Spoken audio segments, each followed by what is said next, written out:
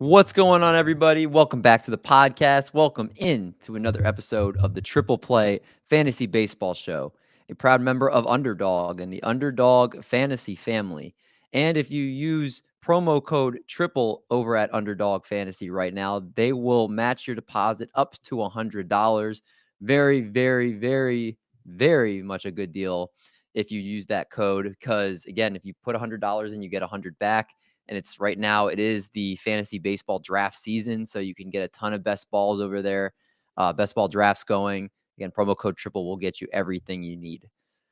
Welcome back to another episode tonight. We've got our starting pitcher preview part 2. D-Mendy joined by Marty Party and Little Cheesecake. Little Cheesecake, what's going on, man?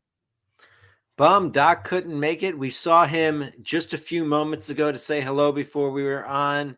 He's under the weather. I was trying to convince him to push on through, but he got too sick. He had too good a time in North Carolina, apparently, so he couldn't stay on.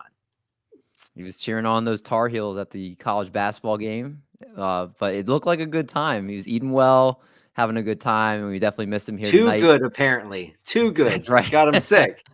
Yeah. Marty Party, what about you, man? What's new? Hey, I'm doing great. Fantasy baseball season is rapidly approaching. I guess the season's already here, but and then the baseball season's coming here in the next few weeks. And we just booked. I'm going to be going to Italy here in October. We just bought tickets today. Bombshell drop. What? Yeah, man. I'm super excited. We'll be going to obviously Rome, Tuscany, Venice, Bologna. I think that's how you say it. Bologna, maybe, yeah. Bologna. So yeah, Yeah. we got a lot of great stuff going on over here. Congratulations! But I got to win some of these leagues, so I got some, spending cash. Motivation there. Yeah, there we go. Oh man. Well, hopefully we can equal the time you're going to have in Italy by talking about starting pitchers tonight, which is again as good of a time as you're going to have in fantasy baseball.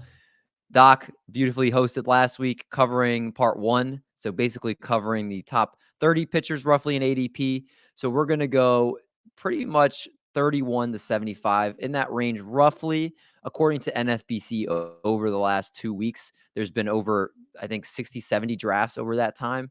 So it's been there's been 112 drafts over that time. So we have a lot of data to go from here. And without further ado, why don't we dive in? And the first pitcher I want to talk about tonight is the pitcher that LC has the most of any player, and the player that I am trying to get the most of. I have not been able to in every draft, but I think he is going to have the biggest breakout season of any pitcher in the American League, and that's Tanner Bybee, Little Cheesecake. I really want to hear why you like him as a breakout. I love Bybee as sort of a. I think he's shown a pretty good floor already in his short career. I think he has a good arsenal that he uses well. And I think that what he did over 142 innings last season, he did have a expected batting average against a 235, which is very good. I think he's going to continue doing that next season and just add innings onto that. I like him because Cleveland's a good pitching producing team. He's came up and showed that durability of arm. I think he's going to get over 170 innings. I got him on 4 out of my 5 teams already. He's good, man. I mean, I don't care how you slice it. Having a sub-3 ERA in your rookie season, that's great. I know that the ERA metrics have a little bit higher than that if you look across the board, but they're not astronomical. They're all still mid-3s. I know I've talked with Nick Pollock about Tanner Bybee before. His biggest concern is his fastball, and his fastball is not overpowering. It lacks the movement. It lacks a lot of things in the profile you want from an elite fastball. Got hit decently hard last year compared to the rest of his offerings, but he is elite pretty much in everywhere else you want. I mean, whether he's, average or elite, 12.4 swinging strike rate, that's solid. 28.8% CSW, just right about average there. But we're looking at a team in the American League, the Cleveland Guardians, who are playing in the worst division in the American League, with a team like the Royals, who may be better, but still might not be the best team. The Chicago White Sox. My dog's getting something. Keep talking about Tanner Bybee. Yeah, and one thing I wanted to point out, you mentioned his fastball, and that is something that has been brought up before, that his fastball, it really is as effective as it is because he throws it 95, and he's one of these pitchers that is going to be affected by losing a mile or two, a tick or two off that fastball speed, but he hasn't lost that speed on the fastball yet. Came out throwing hard this spring. So I think, he's going to be able to get by on the fastball. He uses it pretty often, 47% Mm-hmm. pitch. But it's meant to show to play have his other pitchers play off of it, that really effective slider, and of course curveball, the breaking pitches that he throws so well, and the changeup, I mean. So the four seam, he's got the speed still on it, throwing 95 on average. As long as he keeps it up, I think the other stuff's going to play off it really well.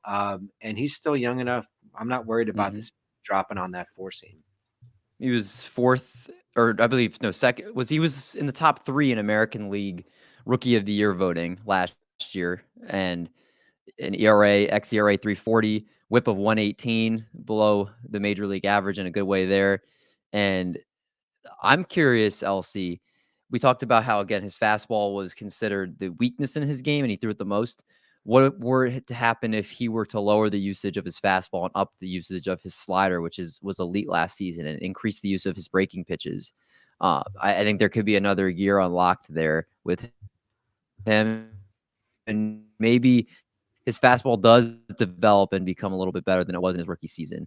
But he was also one of those rookies that it wasn't like he came in the last month or two of the season. He was with the Guardians pretty much since the beginning of the year because of the injury to Tristan McKenzie, because Shane Bieber went down. They had to plug him in early, and he delivered.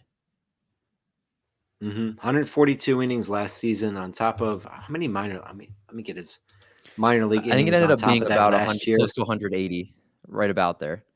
Yeah.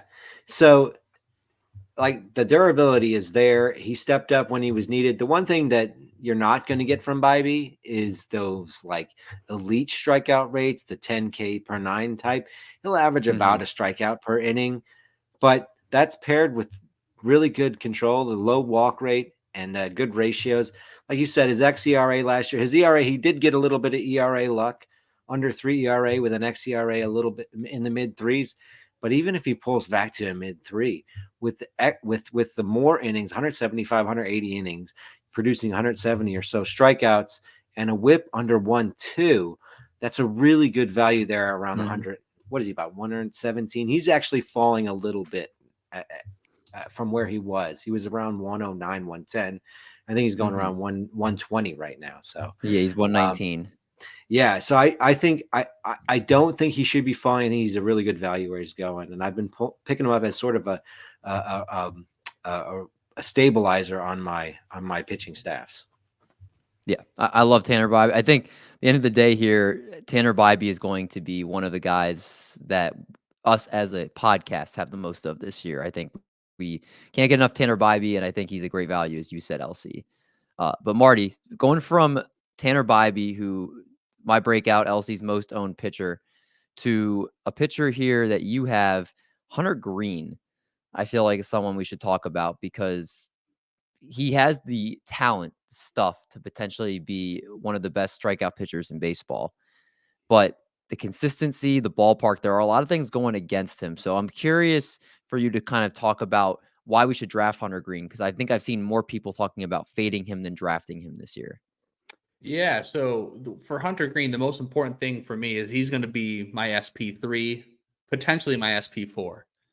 And so what that means, I have a great foundation of ERA and WHIP, and now I'm looking for strikeout upside.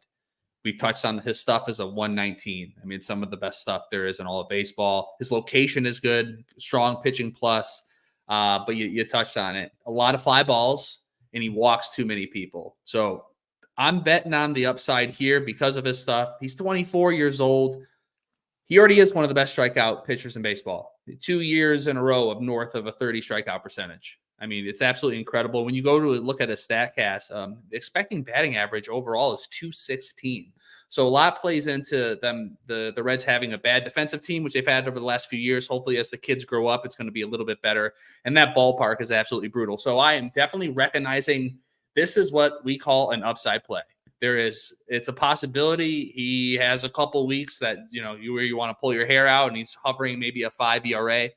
That I think that's baked into the price, because if he becomes more consistent and he's able to get that, fly ball rate down, I mean, he's a top 30 pitcher, with those strikeouts and everything. So I can't back away from the fact that, it's a risky play, but because of the fact that as long as you make him your third or your fourth starting pitcher in a 15-team roto 5x5, that's where I like him. If he's your SP2, I don't like that so much.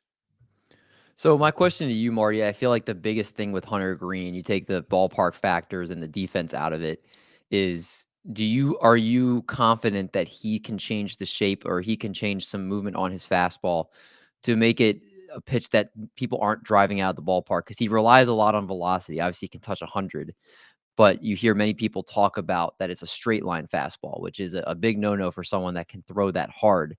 Do you have concerns about that? Do you think that's something that could change this season for him? I'm concerned. That's why I think it's more of an upside play than, if you want someone with a clean, strong floor, I wouldn't look this way. I'm finding myself at this part of the draft searching for that upside. So yeah, I am concerned. I'm not worried about the fastball. It's that he hasn't learned how to pitch yet. Mm-hmm. That's the biggest thing is him being able to locate that fastball, to be able to raise it up and then nip on the corners, which a lot of times that ball just ends up right over the plate. So he was 22 years old and 23 years old. Now he's going into his third season. He's only 24.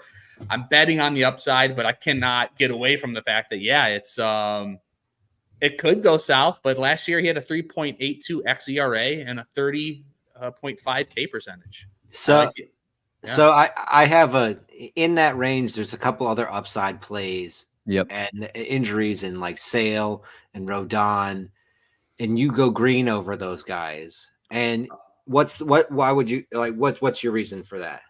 I would, at this point, if Chris Sale, every time where I got Hunter Green, Chris Sale was not Chris Saling. Okay. Right. So if Chris Sale was in that same spot and I had to pick one or two, at this point, I would go Chris Sale. Okay.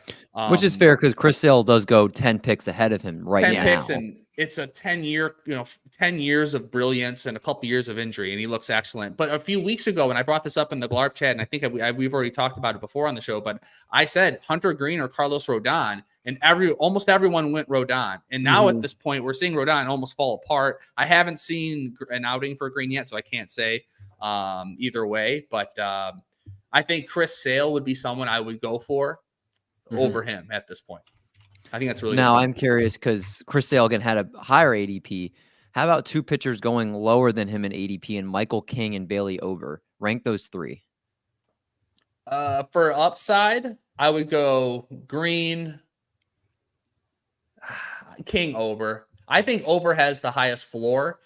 With Michael King, we got to be worried about his health and the fact that he's never done a full year of being a starting pitcher. The stuff's there. It looks great. He transitioned from reliever to a starter last year, and it actually worked. And that's so rare. That actually almost never happens. Usually it's the other way, where a starting pitcher becomes a relief pitcher and it works out. I think Bailey has the highest floor. I think Green has the highest upside. So if I needed floor there, I'm going Ober. Michael King, I have to see him in a full year as a starter. I love the stuff though, and I wouldn't mind having him on a team, but I don't have him.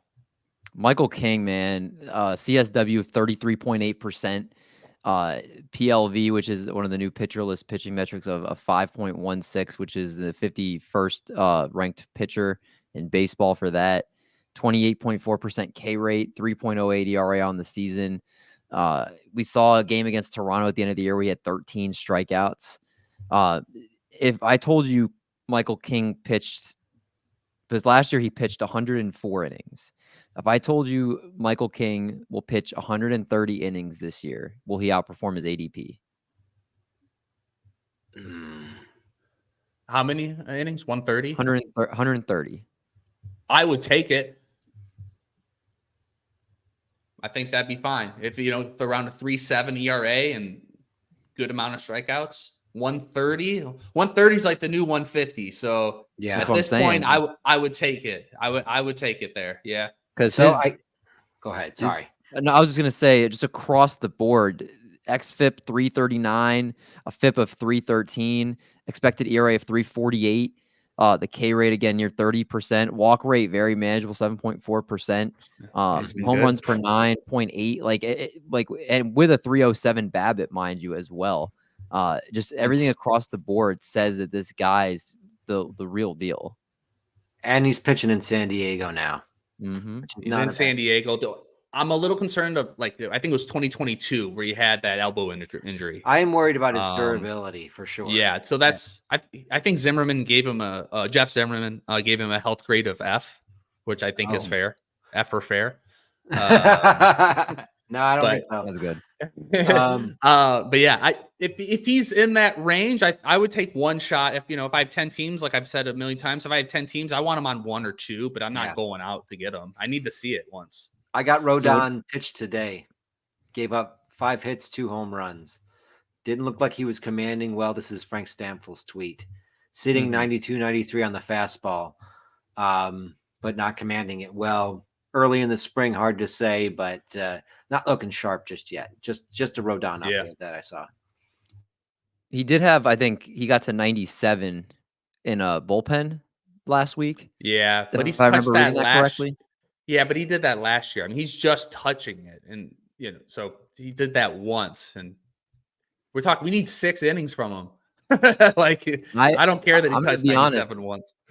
I'm buying the bounce back from Rodon because I feel like he's going to be healthier this year, and it sounds like the velocity's back. But this start today didn't do any favors for making me feel that way. I in TGFBI, mind you, I'm in the slowest draft, so I still have about half my team to go. But I decided to go really, really, really good hitting. And I went high risk, high reward pitching. So I got Luis Castillo as my ace, but I have Cole Reagans, Michael King, and Carlos Rodon as my top 4. Wow. I like the top 3. Top 3 is pretty solid. I mean, yeah, it was just where I was at in the draft. The pitching went pretty fast, so I just stacked hitting, and my hitting I think I could put it up there as some of the best I feel like. But I decided, I'm like, look, I'm just pitching. I'm gonna go for high strikeout arms, and hopefully, Rodon bounces back, King stays healthy, Cole Reagans looks like the real deal as long as he doesn't get hurt. But that's what I've Mason Miller as my top relief pitcher, and Brian Wu is my 5th starter. So I think I have 6 pitchers right now. But just going back to Rodon, I do believe that I think what we saw today is I don't think that's going to be the case during the regular season. I think, is he going to be the Giants Rodon? Probably not. Could he be like a high 3s, 9K or 10K per 9 guy? I think that's still potential for that in there. I also was going to bring up Bailey Ober, who Lance Brodowski on Twitter, who's one of the better pitching guys to break down stuff right now. He has a new cutter, Bailey Ober. His velocity was up, and he's made some mechanical changes. And he was overpowering hitters in his first spring training start. Again, granted, it's spring training. 3 innings, 7 strikeouts, 1 hit. 11 whiffs. Are we buying Bailey Ober? Oh yeah. I like Ober a lot. I like his low walk rate. His ERA and xERA were really close last season, produced an XBA of 226. I think that he does a lot of good work with his height and getting a lot of extension on that fastball, allowing it to come in a little bit slower, but still be, an effective pitch. I really like Ober this year. I think he's going to be given a chance to sort of, because I felt like they held him back a little bit in Minnesota last year. Mm-hmm. I think they're not going to hold him back that much. I'm high on Ober this year, but he's getting taken out from under me in all the drafts. So that's a little frustrating. Yeah, his ADP is climbing. That's for sure. He's one of these risers over the last, especially after the spring training start. His ADP is going to continue to rise at this point. I wouldn't be shocked if by this time next week he's up another like 15, 20 spots. But so that's a couple of pitchers in the same range we've touched on here with Hunter Green, Michael King, Bailey Ober. We talked about Chris Sale a little bit. Just going off of the ADP board of some interesting other names I feel like we could talk about here. are you guys there's a few injured pitchers here, but one that I have kind of found that I feel like I want to take a chance on is Shane Bieber. Do you guys feel like, and if you watch his workout videos, either Driveline or wherever he went this offseason, he regained a little bit of his velocity. Now he's back up to 93, 94. And I'll have to find the tweet, but it pretty much said when his fastball was touching that, these were his numbers. And it was obviously like the 2-something ERA, the 10 strikeouts per 9. And then when his fastball velocity is under that, it's when he gets lit up. Does any part of that give you hope that we could see maybe not Cy Young Shane Bieber, but we could see a top 20 starting pitcher in Shane Bieber this year? I have Bieber on I've drafted 8 teams. I have him on 4. Including Glarf, and I think TGFBI. And when I actually drafted him in TGFBI, Yancey immediately messaged me. It was like, I knew I should have. My heart sunk when you took Bieber, because I was thinking between him and Rodon, and I took Rodon. And so it's always good to get that like instantly. Like, damn it, I knew I should have drafted him. But yeah, the best. It is the best. Shout out to Yancey. But yeah, I'm all in on Bieber. I've gotten him late, even later than where his ADP is now. I think you can get a 3.8 ERA. I think around a 26% K percentage, which is higher, not as high as when he was a Cy Young and not as low as he's been the last few years. But I think if he can keep that velocity that he has, I think he's somewhere around there. I like his floor for innings. I think he has a health grade of like a C health grade, like an average health grade. I think it's better than that. I think he can get you the 180 innings with the 3.8 ERA, which now like the average ERA for a starting pitcher is like 4. So 3.8 is pretty good. I don't think there's tons of upside. I don't think he could be like a top 25 pitcher. Now that I'm thinking about it, maybe top 30, top 40 at his ceiling. But I love where he's going, and he's a very good floor play. If you've taken the Cole Reagans, or if you've taken Yamamoto, and if you want a tried and true pitcher, I think at that point he's a good option for you. Yeah, I echo everything you said about Shane Bieber, and again, we're not expecting Cy Young Shane Bieber, but I think what we saw last season also isn't the real Shane Bieber either. If he can get that velocity back, which will be the big thing for him, which is something I think we're all going to be watching when he does make starts. If he does make some in spring training, that will be something we'll keep an eye on there. Does it look blurry for you guys? Because our buddy Manuel in the chat says it's a little blurry. Is it him, or do you guys see it blurry too? It's clear to me. Clear as, I don't know, clear as something. As our guy as Murph, who hasn't been here in a while, good to see you as well, my friend. He said he could possibly be the 3 or 4 on that staff, and it's worth a shot in fantasy on him. I think he is 100% behind the Shane Bieber train on that one as well. And our guy Forrest in the chat is always Forrest. I love you, man. I would love to go through all your comments, but you are the freaking man. I love reading your stuff. Let's talk about another pitcher going. Basically, we're kind of talking about all pitchers tonight, going after pick 30 and going to about pick 75 in terms of pitchers. So this is a wide range of pitchers. This is where you can kind of make or break your draft in terms of starting pitching. If you believe in some of these guys, you can get them pretty much wherever you want, because ADP won't play a factor in you being able to go get your guys here. And Marty, another pitcher I saw you like that we haven't talked about here is Aaron Savale, friend of the show, Aaron Savale, who went over Tampa Bay last year and completely looked like he changed some things up there. Obviously, the Rays have a way of working with pitchers, but you think Aaron Savale's ADP might be too low right now? I think it's exactly where it needs to be for him. And talking about a stabilizer, man, like he's the guy that's going to come in and lower your whip for 160 innings, if he stays healthy. And there's not that many guys at that point in the draft where you can say, he should be, around a 4 ERA, which isn't great, but a low whip. And talking about like Hunter Green, where he hasn't learned how to pitch, Aaron Savale's learned how to pitch. I mean, his stuff isn't that great, but he knows how to locate it. He locates it great. He was a, top 50 pitcher last year. He was the 50th starting pitcher. So another floor play for me. Like if I've gone high upside, if I went Hunter Green before him, I'm going to get Savale to kind of offset that. And I think where he's going, I think it's fair. I don't think it's too high or too low. I think that's where he should be going. Yeah, right now, Aaron Savale ADP of 207. So that's pretty good value on him going after pick 200. Elsie, there's some more interesting names on this list. If there's one or two names kind of that I know you can look at the Google Doc that are kind of in this range of pitchers that you think are values, please share for the good of the class. Well, one name that I want to talk about is Jordan Montgomery. I think it's interesting. I think the fact that he hasn't signed has made his ADP fall and given a little bit more hesitation to people trying to draft him. Do you guys think that this is an opportunity to buy, or do you buy into the fact that him not being signed is bad for his season? I don't want to speak for Marty. I am worried a little bit because of and there was someone that put this out that the later you sign, the longer it's going to take for you to ramp up because you're not getting these valuable repetitions with teams right now.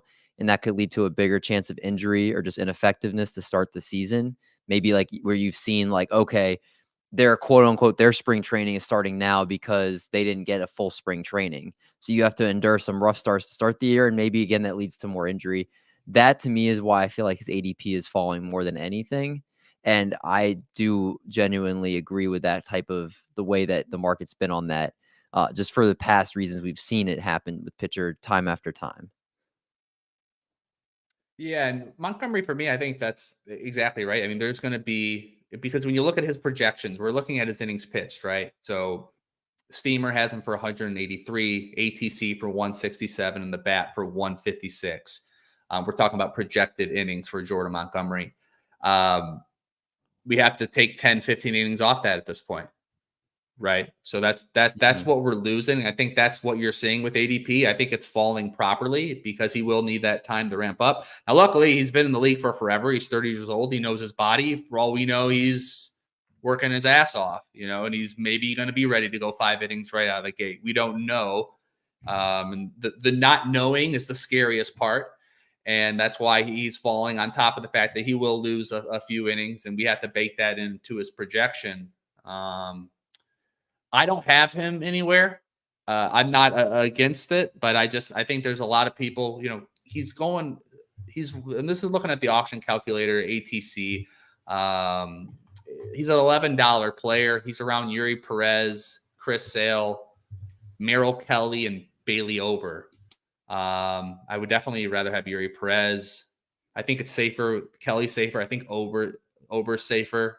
And there's a lot more upside with Chris Sale. So those are the guys going around him. I'd rather have, or those are the guys kind of projected with his same value around him. I'd rather have all of those guys. Yeah, he doesn't feel as safe to me now, especially with the late signing. I did also want to mention I'm a big fan of Nick Pivetta coming into this season. He's a popular breakout this year. Yeah, I think we should talk about him and as like a potential strikeout buoy to your staff. Sort of what you were talking about, what you did with your TGFBI, David, trying to draft strikeout guys. Pivetta actually added some pitches to his arsenal in the middle of last season and produced elite results towards the second half. I like him as a breakout this season. He's going at a nice price for a breakout as well. I could see him really rising up, given a chance to start all season and could be a 200 strikeout pitcher. I really like Pivetta this year. Where's A-Brown?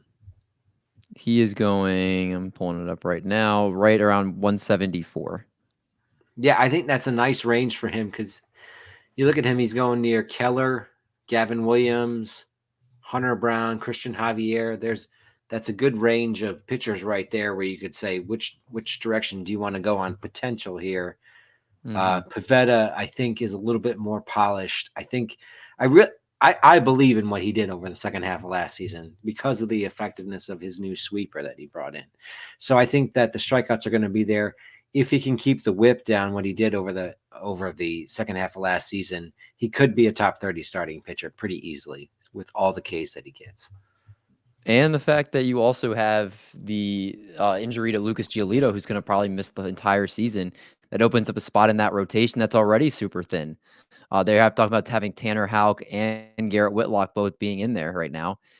Uh, why would you not have Nick Pivetta in there at this point with what he proved at the end of last year? So, and you'll probably get that SP-RP eligibility as well. So if you're in a points league, you can exploit that RP eligibility and stick him in one of those slots too as a sparp. So I think Nick Pivetta is a great value here. And yet, like you said, Elsie, the changes seem to be real. That adding that sweeper in there, is he going to have blow up starts? I'm sure he is. Like, I don't think he's going to be immune to that, but will he give you high strikeouts and have some outings that will win you weeks in points leagues and that will be a boom for your strikeouts in Roto for sure. I just think you have to be honest with yourself and know that those 3 inning, 8 earned runs outings are definitely still plausible for him every once in a while, and to expect that Yeah, that could happen. it's a tough ballpark. I mean, Red Sox. I mean, there's no doubt about that. It's one of the hardest ballparks to pitch in, so that's against them. But what I'm hearing, some people are worried about his innings. I mean, he pitched 179 innings in 2022, so he can hit that 180, 190 mark. And to Art's point, if he hits 190 innings, he could hit 200 Ks. It's possible. Yep. I don't mean for this entire episode to be Cleveland Guardians based. How do you guys feel about Gavin Williams, who Eric Cross recently said on Twitter that he thinks he's going to be a top 20 starting pitcher this season? Just had his first outing of the spring, 2 innings, no hits, no earned runs, a walk, and 4 strikeouts. Someone that was I think he was a top 20 prospect in baseball before he came up last year, was one of the top 5 to 10 pitching prospects in all of baseball. He has really good strikeout stuff. If you look at him in the minor leagues and his profile, was one of my favorite pitchers in the minors. And he seemed to lock down a spot the way he finished the end of last season. Just looking across the board at his profile, 3.29 ERA, 23.5% K rate. I think that's where he's going to have the biggest boom in his profile, is he's going to be a bigger strikeout pitcher this year, evidenced by a 13.2 swinging strike rate, which is above average. And again, like, I feel like he has not tapped into that potential yet. He will have to decrease his walks. 10.7 walk percentage is not going to get it done. But he suppressed hard contact, averaged 0.88 home runs per 9. I think there's another gear for Gavin Williams and this entire Guardian staff. I think these are all guys that you're getting at pretty good prices for a team that's developed pitching for the last decade plus. And I think Gavin Williams should also be considered in that profile. Yeah, the one thing I'm going to need to see from him is a third pitch, because his four seems great and his slider's good. It's a good slider, but the curveball or I don't know. He needs to have a third pitch, I think, to take that next step, because his stuff overall is, it's below average. So he has great. He's really good with location. So he's going to need that third pitch to take that next step. So that's something that we can look for during spring training. I think over these next few weeks, if we can see if he's mixing that in, and especially if can we get StatCast in every stadium here? Why is professional baseball a junior varsity? It doesn't make any sense. So it's $1 billion league, and you can't even see your team. They just don't have cameras there. I don't know. It's wild. So keep an eye out for Gavin Williams. If he gets a third pitch, yeah, I mean, Cleveland knows how to develop pitching, and that's a good ballpark to be in. I think Bybee's just a little bit more polished, which is why I go for him over Gavin Williams. But I think Gavin Williams has the higher ceiling out of the two. Agreed. Yeah. And it could be this season. I think Williams has an electric arm. He's got more velo on that fastball. And he could definitely lean on those breaking pitches even more. He barely, like Marty said, he didn't throw the curveball all that much last season, and it produced pretty good results when he threw it. But if he wanted to ramp up those breaking pitches, I think he really could ramp up those strikeouts, which really did decrease from his minor league numbers, like you said, David. Yeah. It's weird. It's like he doesn't trust the curveball, because, like you said, he got good results from it, but yeah, he just doesn't. He's not feeling it yet. So let's see if it's something he steps into. I agree. Let's bring up another pitcher. And Marty, why don't you go ahead and tell us about Bryce Miller, because I feel like we need to talk about Bryce Miller and we need to talk about Brian Wu, two Seattle Mariners pitchers that are going in this range. And we talked about this last week that I potentially could have my entire staff of fantasy baseball pitchers being the Seattle Mariners 1 through 4, if not their 1 through 5, because I absolutely love every guy in here. The guy has an amazing. First off, he has a great mustache. That doesn't really matter, but it's pretty cool if you watch baseball. You appreciate that. The stuff's off the chart. He's great at locating. I think he's going to take that next step as a pitcher. He's constantly mixing his arsenal, and he's fine tuning it now. He's even at a different pitch. I love, and we talked about this last week as well. It's the Seattle hitting in Seattle is extremely difficult for hitters, and the most strikeouts happen in Seattle. So that on top of that, the ball doesn't fly out there. The park's incredible. And I think he's taken that next step. So where he's at, he's my SP4 in 3 out of 8 drafts. So I got him. I think he's very solid. I think they've talked about that fastball just having another gear, like as you mentioned, that that's going to be the difference if, he had the fastball is something that was setting him apart. He needed to have the secondary offerings. And it seems like he's been really working on that. Pitching Ninja's been in Mariners camp, and so he's been kind of talking with him and showing him things he's been working on, which has been pretty cool.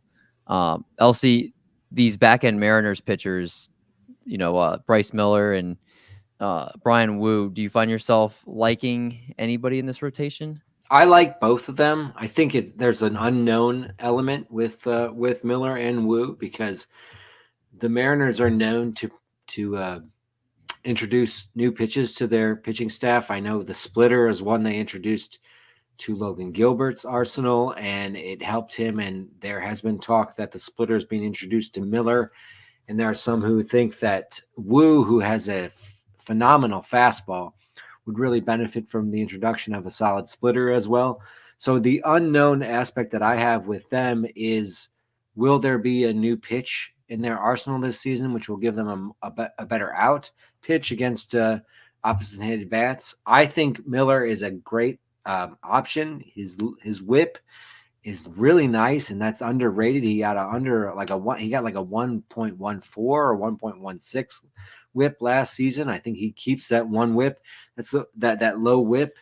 I think Wu has a higher whip, but also could potentially have better strikeout stuff than Bryce Miller. I think Miller might be the better polished pitcher at this point.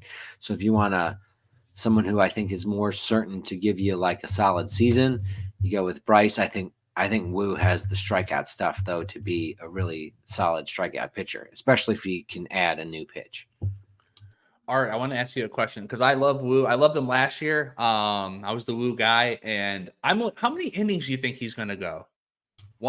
Because he went 87 innings last year. 130? Would that be would they max him out at that? Right. They slowed him down. Yeah. I'm worried about that. You look at the projections, they're all in the 130s. Okay. Which I think is a safe projection. I wouldn't expect them to push him. Because he produced 87 in the majors, 44 at AA. So that's in 2023? Yeah, so that's 120 altogether. Okay, good. 130 last year. Yeah. So 130 is where we should baseline it, with a potential of 20% more is what you can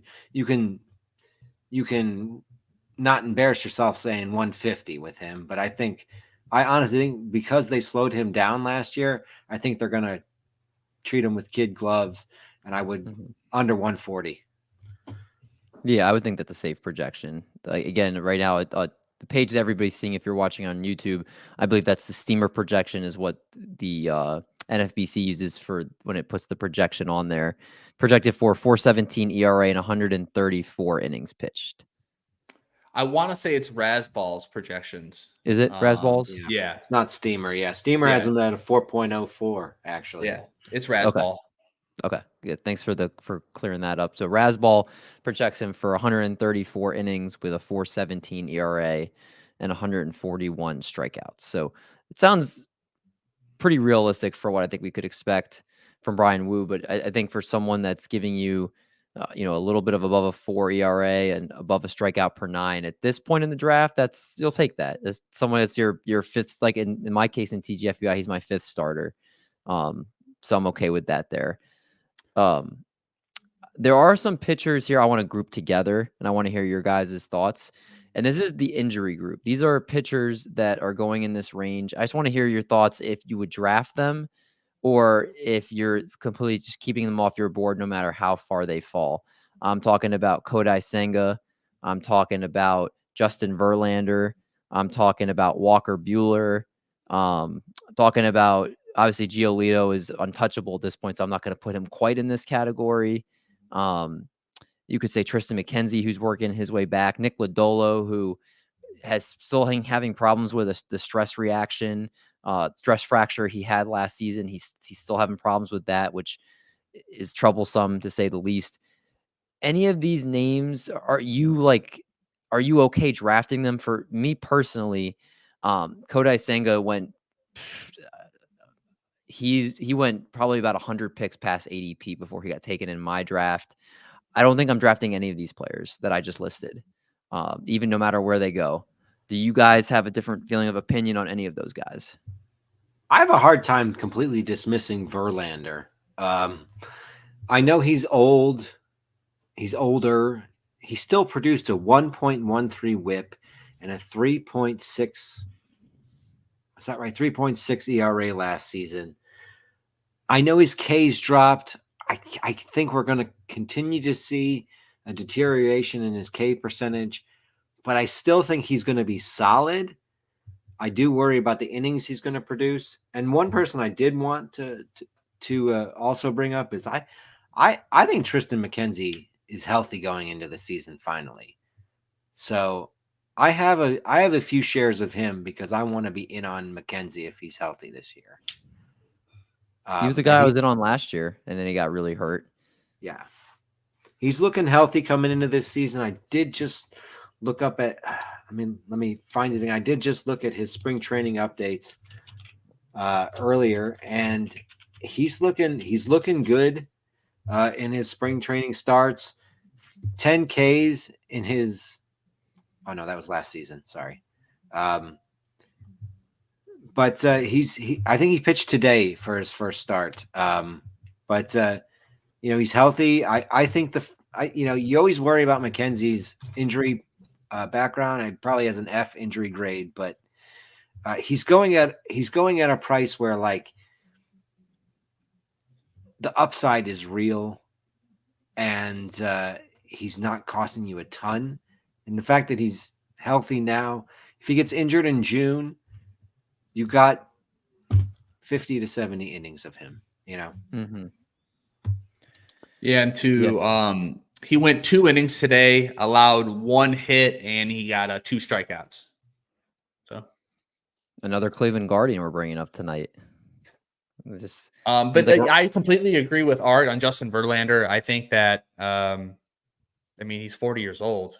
He still has 3+ pitches. I think the strikeouts, they're going to be whatever his innings are. If he throws 140 innings, I think he's going to have 135 strikeouts.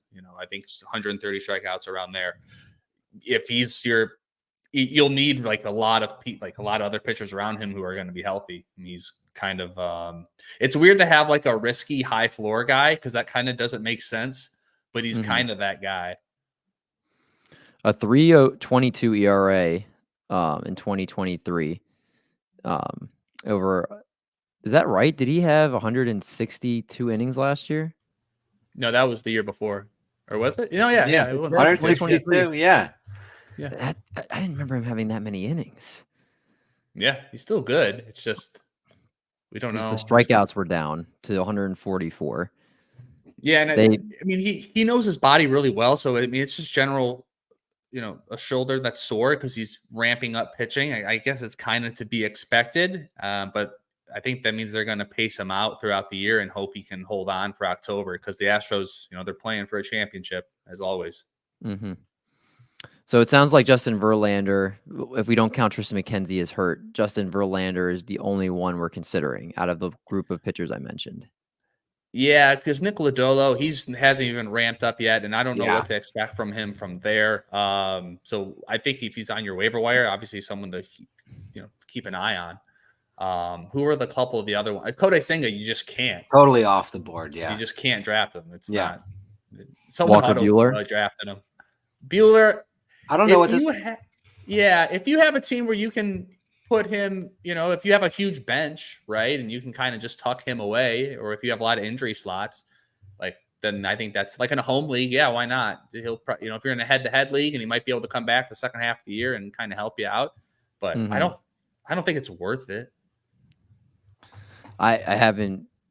You have that tantalizing upside. He could bring you down the stretch, but like you said, you might have to sit on him for half a year, and that's the part I don't that's know hard what to his do. really upside hard. Yeah. is, though, because of the shoulder injury that led, and this is the second Tommy John, right?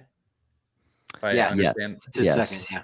So second Tommy John, and going in, and before he got injured, he wasn't doing that good. I mean, he was getting hit all over the place, probably because his arm was messed up. So it's hard to judge him from that. But 2 Tommy Johns, and we don't know how many innings he's going to go this year. I don't know what the upside would look like. Honestly, I don't. Mm-hmm. It would be if he came in, I guess, halfway through the season to pitch to, I think realistically, you say maybe he pitches to like a 3 ERA with, That'd be excellent. again, like double-digit strikeouts per 9. Is he really supposed to miss half the season? I thought he might only miss like a month.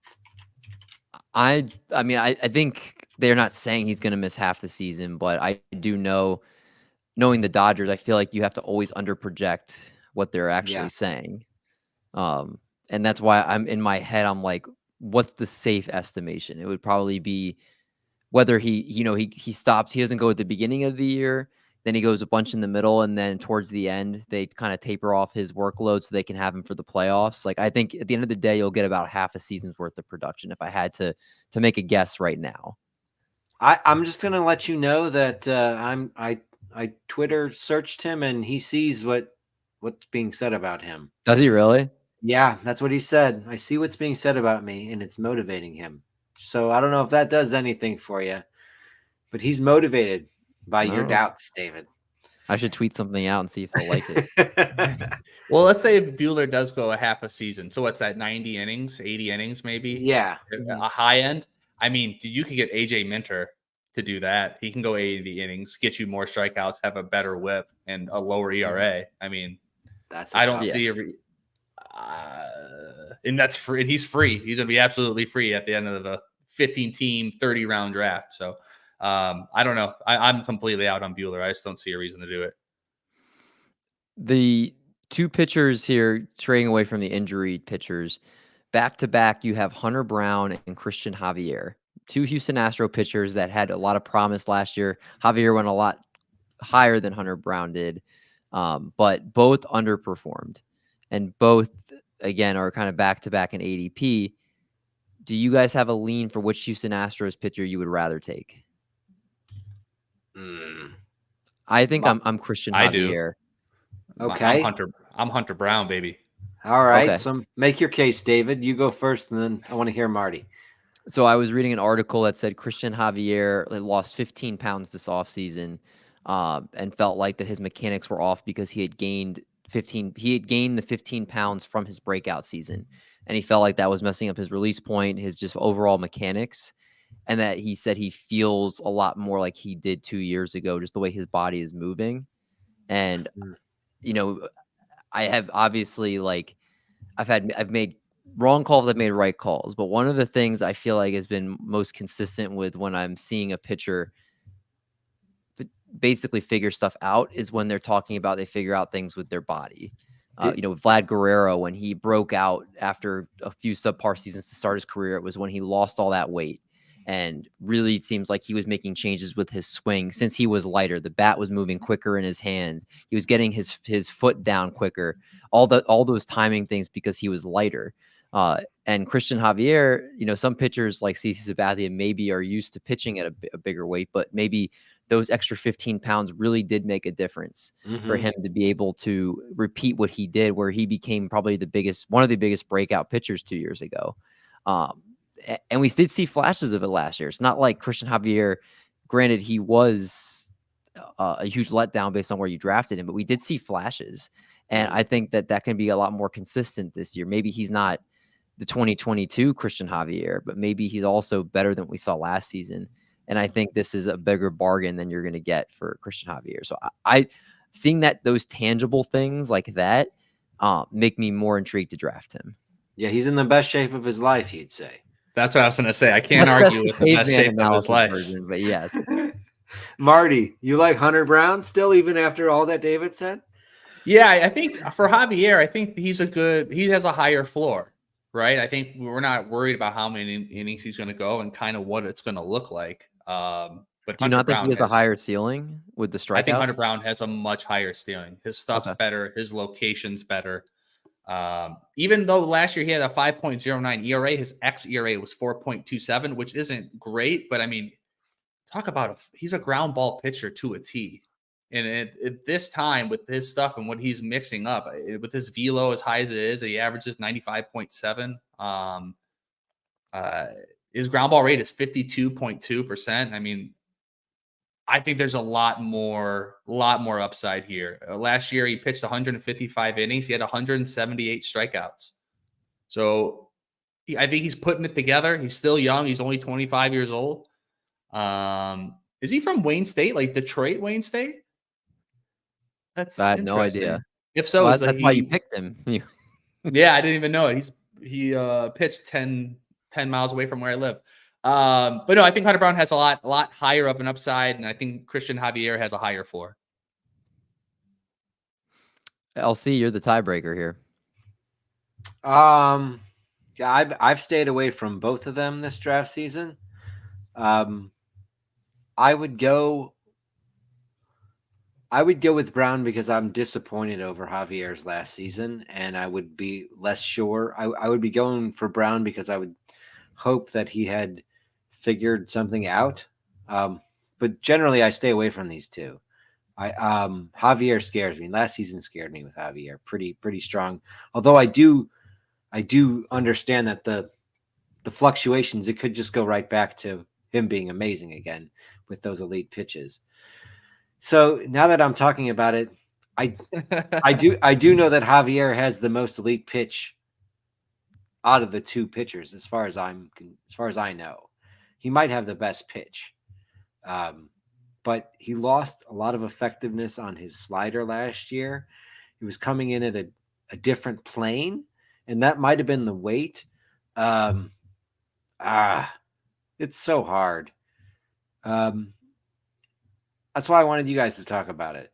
I would say you got to say Hunter Brown, man. I have him on 33% of my team. A third of my teams, I have Hunter Brown. I need him to do well. But no, I think that's it. I think there's a better. I don't know if I think there's a higher floor with Javier. Christian Javier, I think, has a higher floor. I would feel more comfortable drafting him as like my SP6. Where like Brown, I'm comfortable with him being potentially my 5 who could outperform to a 4. Like they're not even close to me. Brown's a lot higher in my ranks. Really? Yeah. So Christian Javier did have his 2024 debut. I have to check if Hunter Brown already pitched. But Christian Javier in his first outing, 3 innings, no hits, 3 strikeouts. That's good. Yeah, he's Christian gonna be Javier, healthy, baby. He's back. He might be. I mean, he's looking light. He's looking slender. He's lean, mean, lean. I mean, he might be in my MySpace top 8 the more we're talking about it. He might. I think he's going to be a MySpace top 8 guy. Nick Pivetta was in mine last year, which is actually pretty cool after the year he had. Hunter Brown has some pretty tasty projections that I had not noticed. Good. Yeah, his projection, Steamer has him at a 3.76 ERA with 9.53 Ks per 9 and over 150 innings. That's pretty good, as they'd say on Curb Your Enthusiasm. Pretty good. And Or Javier's, you've been there's been a few flip-flopping back and years. forth more than a politician. Who are He's a you politician, picking? baby. Last thing I'll say on Javier is that his fastball velocity has declined over the last few years. But did you we didn't get a reading in his spring training outing, did we? Probably not, because Major League Baseball sucks. I want to see if I can find it because I know some of them have the velocity. Yeah, some of them do, but I guess we'll see. I don't know if we're going to talk about. I want to quickly talk about Shoto Imanaga. I don't know if that was going to come up. Yes. He's kind of in that same range. I have him. I've been pushing him for. I think I drafted him 3 rounds ahead of his ADP, or maybe I don't know, but the strikeouts are going to be great. I think he's going to be around the 28% strikeout percentage guy, but I am afraid of the ERA because he has a home run problem. He gave up a home run in his first spring training outing. He did strike out 5 guys, so he looked pretty good there. But yeah, there's going to be a home run problem, so I think the ERA could be a potential problem if he doesn't adjust. So there is risk in that, but he's like, I like the idea that I think I'm going to get a lot of strikeouts from him.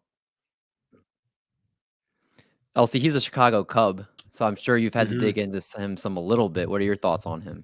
My initial thought on him was that he was not going to be that impressive in his first year. The more I've read about him, the more I realize that a lot of people who are really smart about pitching really like his pitches.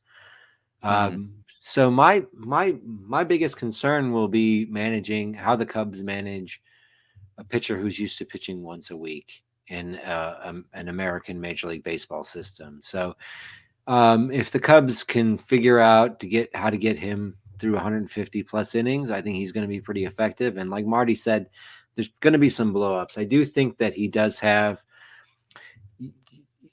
He's going to have to be more precise than he was, and he's not going to be able to do that 30 starts. So there's going to be 5, 6 starts where he just gets whacked. And if you can miss those, you're going to get a really good pitcher. Do you think that these? Oh, go ahead. I was gonna say, do you think that these teams, like the Dodgers with Yamamoto, like the Cubs with Shogo, like, do you think that they stick to the once a week, or do you think they try to stretch them out a little bit to try to be 2 times a week? For me, I was going to say Yamamoto. He's going to do what he wants to do, and I think Imanaga is going to do what the Cubs want him to do. That's just the feeling I get with how much money they paid him and how and their feelings with Shohei. It's like they're running their own thing. So I could see them pushing up Imanaga if they have to. But Art, you would know this better than me. How does the starting rotation look? Like, do they need him every fifth day? The Cubs have a stable of arms that they brought up last season. They have Hendricks, of course. They have Steele, they have Imanaga, but then they also have Jordan Wicks, who they brought up and did good things last season. They had Javier Assad, who they brought up and did good things last season to fill out their staff. And I'm missing a few of their guys. There's a few other guys in that depth chart who have starting experience that they brought up and pitched well for them last season. Like Yency Almonte, Mark Leiter Jr. I mean, Drew Smiley. There's one where Smiley's he could sneak in there. Definitely someone who's going to. So and Tyon, I forgot even to mention Jameson Tyon, who they signed. Yeah, he's their number 2. Yeah. So I think that they have a good amount of depth in their system right now. They've been doing a good job to build it up. I'd like for them to sign. I wouldn't mind if they were the ones who ended up getting Jordan Montgomery off the market. Montgomery? Yeah, a little Jordan action over in Chicago. But I think they do have to spend. I do think that they have the bodies to give him an extra day when he needs it for sure. They have I think that they have plenty of 4 and 5 starters like Wicks and Assad and Leiter Jr., who you mentioned. Those guys, they're solid MLB pitchers, and so I think that they have a good chance to let him work every 6 days if that's the best thing for him. All right, I'm putting you on the spot right now. How many innings will Shota Imanaga pitch in 2024? I'm gonna go 155. Ooh, that'd be amazing. That's Yeah. That's 170 strikeouts, baby. That would be amazing. Yeah. It's pretty good. Marty, do you have what Christian Javier's fastball was last season? In what sense? What his average miles per hour was on it? I do not know. You said his fastball velocity has dropped each of the last few seasons, right? It has as he goes through the season. Okay. Right. So as he progresses further into the season, it declines. But yeah, it starts off great. It said his fastball in the start range from 92 to 94 miles per hour, and that they were talking. This is an article from the Houston Chronicle, and he was talking about his mechanics and said that he was trying to throw too hard too early in his delivery and basically caused him yanking out and cutting the ball instead of naturally throwing it and trusting his delivery and his mechanics. Yeah, I mean, he has great ride on his fastball. So even though it is only maybe 92, 93, the way he pitches it is great. But yeah, if he was, if he was overweight and that was messing everything up, I guess we'll see if slimming down, helps out. This will be an interesting one. I don't know. Yeah. Anytime a guy just gets out of shape because he just got out of shape, it's just like, what am I going to do with it? Like, how did you get out of shape? Like, I don't know. Whatever. I know, right? This is interesting. The Hunter Brown versus Christian Javier debate, that will be one that sticks into the season here. I think we should start wrapping up. If there is a pitcher you guys would each like to bring up, I think we covered a lot of pitchers tonight. So if there is one more pitcher in this range that you guys feel like we need to make sure we talk about, I'm going to give you guys the floor.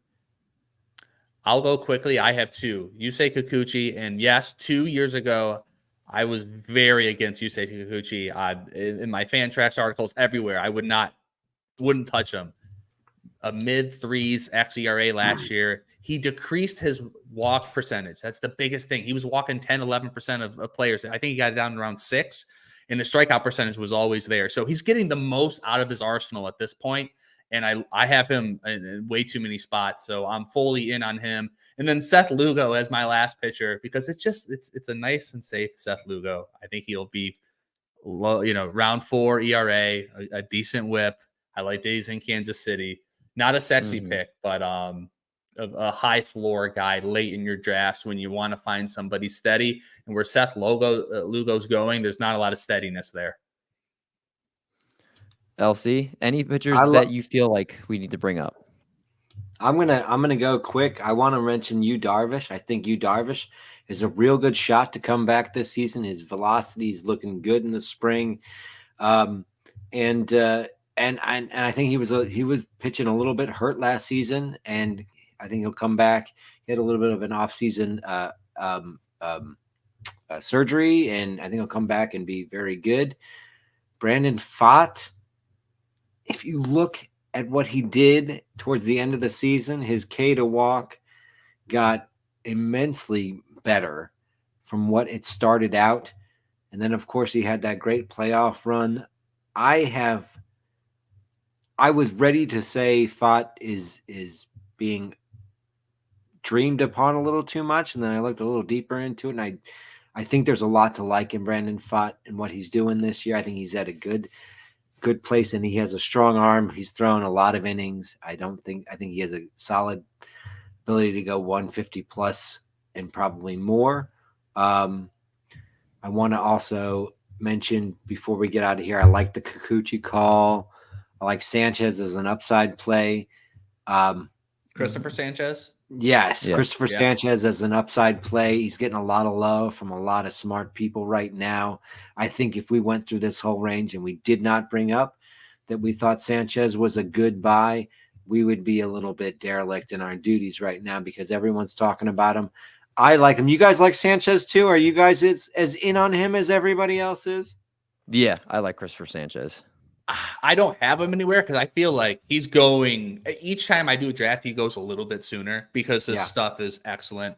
He knows how to locate the ball. I think he's coming into his own. He could be one of those guys that's, top 30, top 40 pitcher, at the end of the season. It's possible with this stuff. I don't know if he can do it, but yeah, I'm fully in on it. I just can't. People get him before I can get him. Exactly. And he had a little bit of, because he was so new and he came out mid-season, there was like doubts in my mind about him because he just came up and he was like, who's this guy? He seems to be pitching well. And he had a lull or two where it was like, oh, maybe he's not that good. But then you look what he produced at the end of the season, you were like, actually, he was on the whole very good. I think where he's going, that's a nice range for him. And of course, Philadelphia's a good team. The other thing I want to bring up in this range we talked about, there's a lot of nice stable arms. I really like Merrill Kelly. We didn't talk about him. I like Jose Barrios. I think you like every pitcher. I don't. There's a lot I don't like. I'm just kidding. But Barrios and Kelly, I think, are really solid arms. And down towards the end, I think there's a decent shot that Marcus Stroman's good this year. Yeah, I agree. Yeah.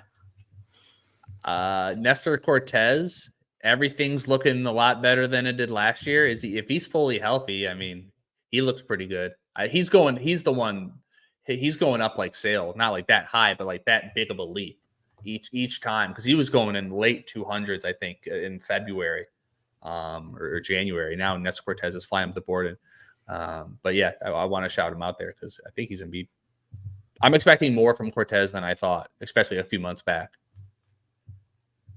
All right. Well, that is going to wrap us up here tonight.